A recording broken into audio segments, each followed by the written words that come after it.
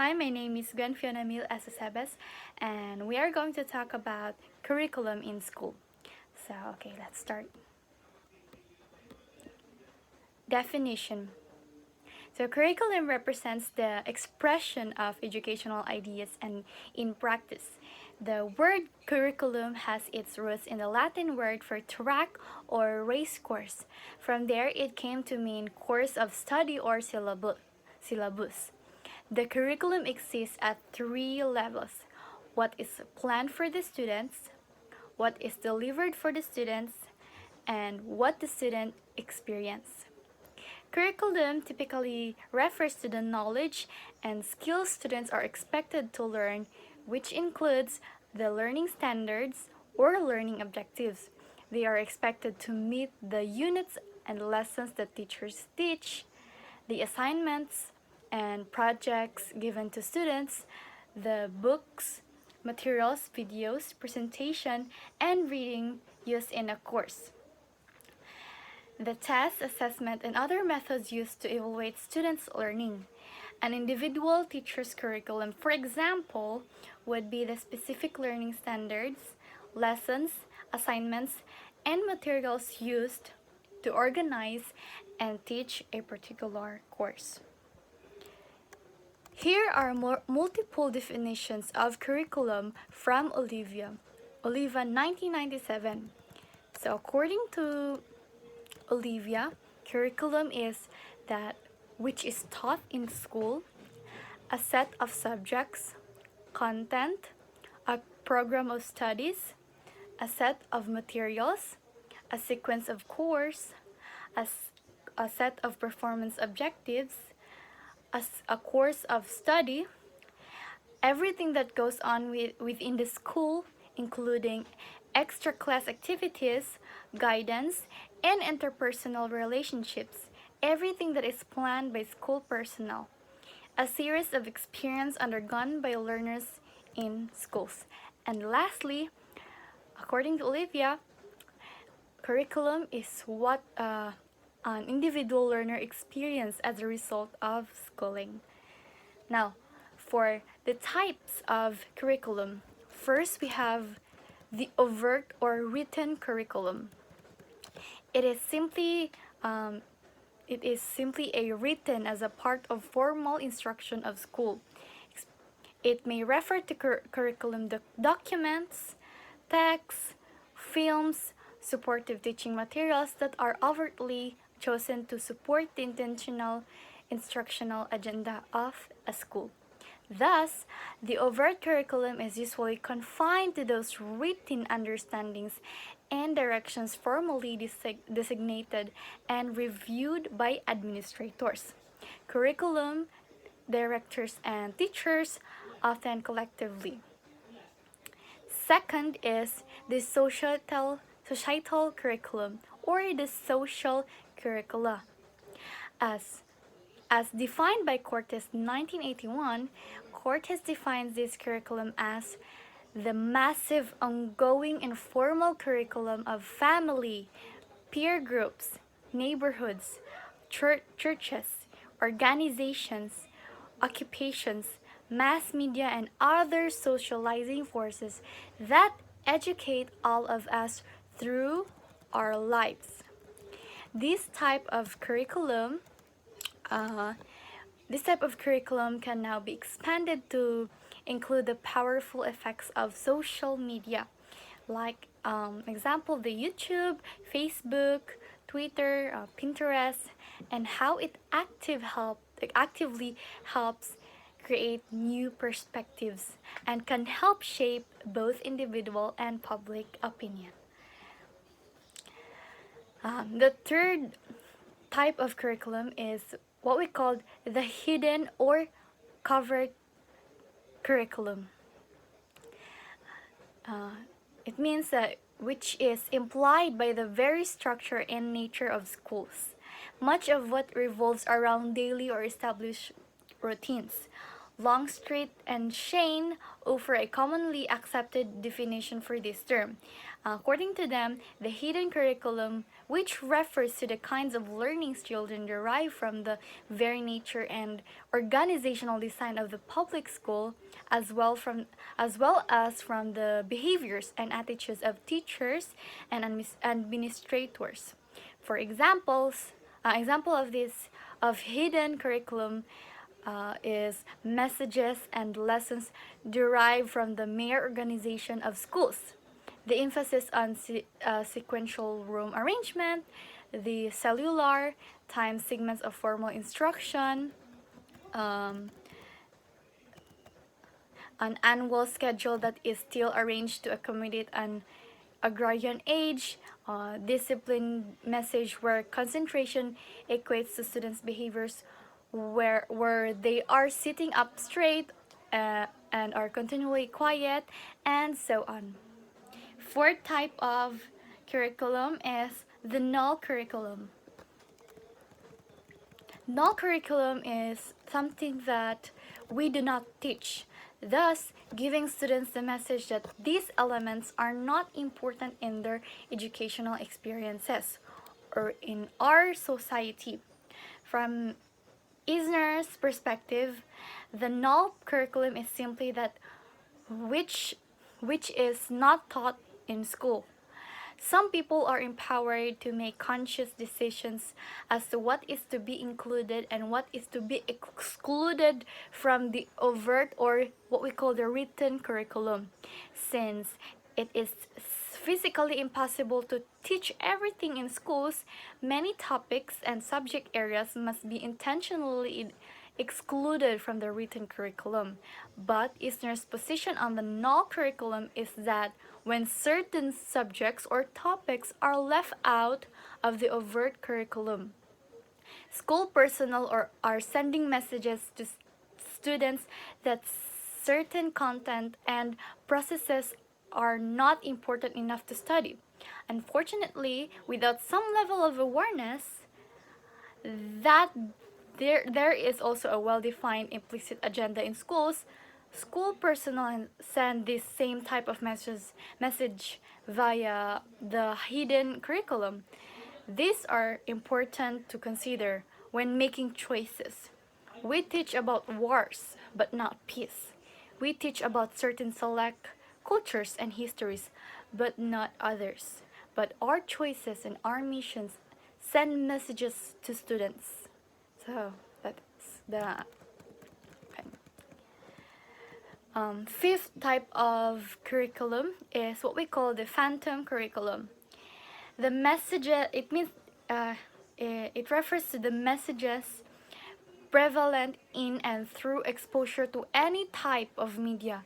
These components and messages play a major part in enculturation of students into the prominent meta culture, or in acculturating students into narrower or generational subcultures. Sixth is the concomitant curriculum. This is what is taught or emphasized at home, or those experiences that are part of a family experience or related experience sanctioned by the family. This type of curriculum may received at at church in the context of religious expression, lessons on values, ethics or morals, bolded behaviors, or social experience based on the family's preference. Seventh type of curriculum is what we call the rhetorical curriculum.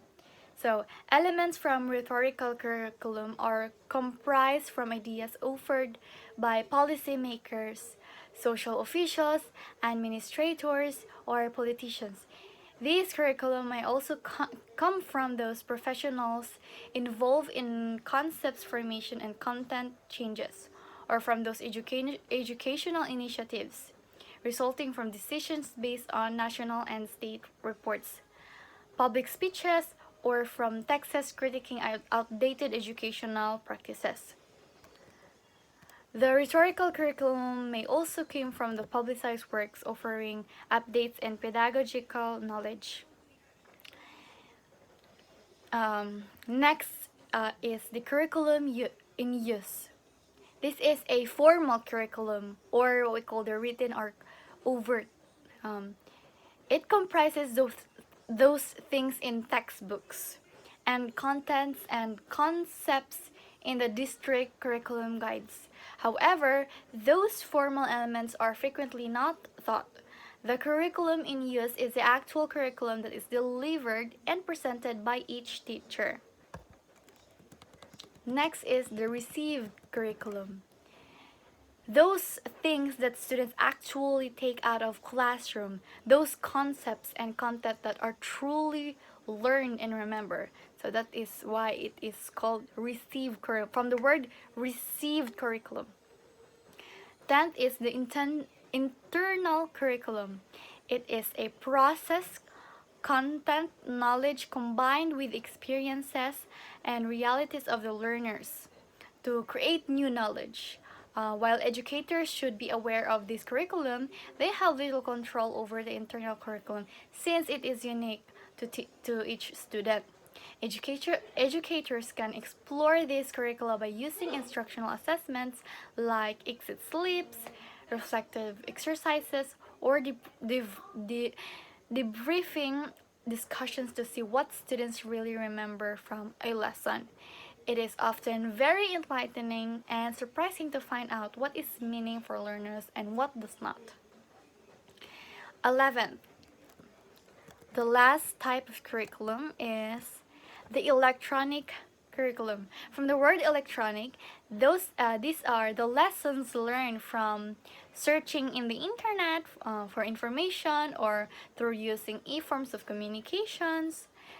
This type of curriculum may either be formal or informal, and inherent lessons may be overt or covert, good or bad, correct or incorrect, depending on one's views.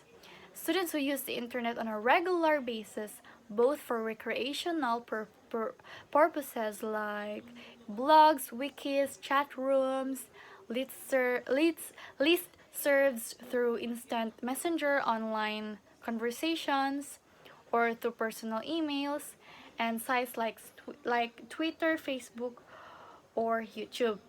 And for personal online research and information gathering are bombarded with all types of media and messages.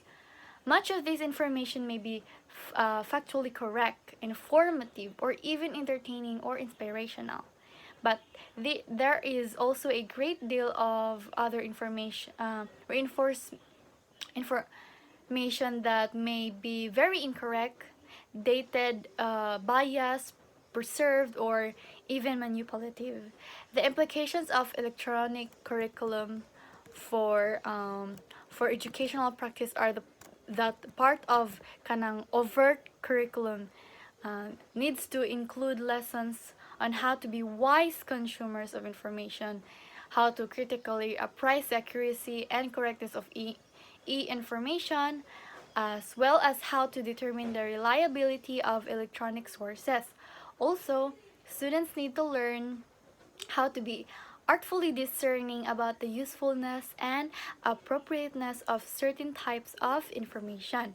Like other forms of social interaction, students need to know that there are inherent lessons to be learned about appropriate and acceptable netiquette and online behaviors to include the difference between fair and legal usage versus plagiarism and information privacy. Information piracy.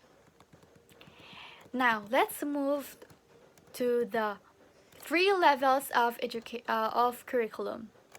So, as mentioned a while ago, the three levels of curriculum are the planned curriculum.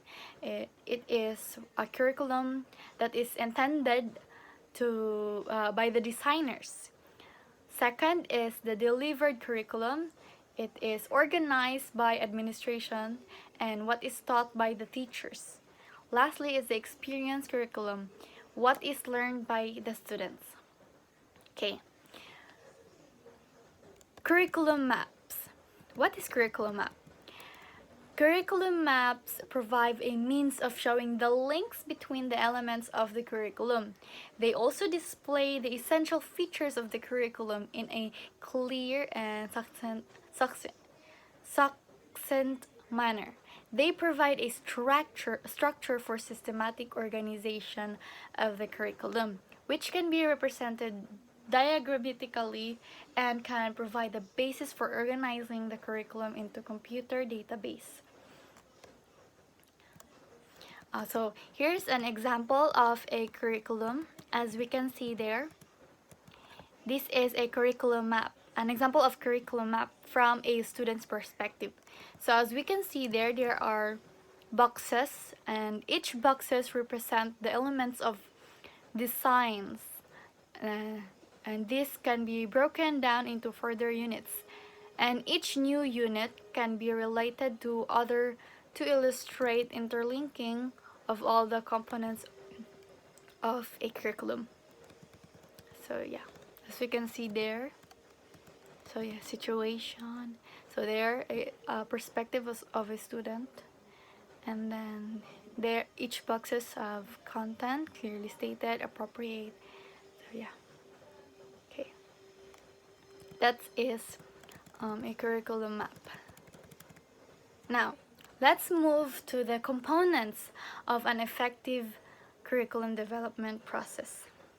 So the first process is planning. It's really important.